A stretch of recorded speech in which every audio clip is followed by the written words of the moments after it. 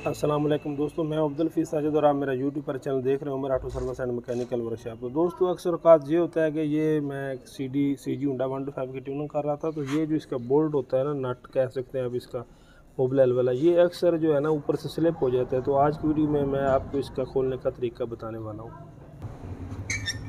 दोस्तों देख सकते हैं कि ये चाबी इस पर बिल्कुल स्लिप हो गई, नज़र आ रही है दोस्तों। तो इसका हल ये है कि आप थोड़ी की मदद से इसको हल्की हल्की जो है ना वो चोट लगाएं, ज़्यादा नहीं लगाने के, कहीं ऐसा ना हो टप पे टूट जाए। हल्की हल्की आपने चोट लगानी है।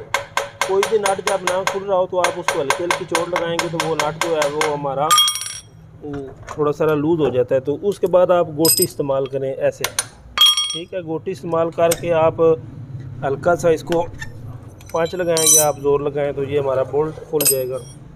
तो बाज़ का ये होता है कि कुछ भाई जो होते हैं वो जैनवन जो नाट है वो भी ख़राब करते हैं। तो इंशाल्लाह मिलेंगे किसी नई वीडियो में, तब तक के लिए अल्लाह हाफिज़।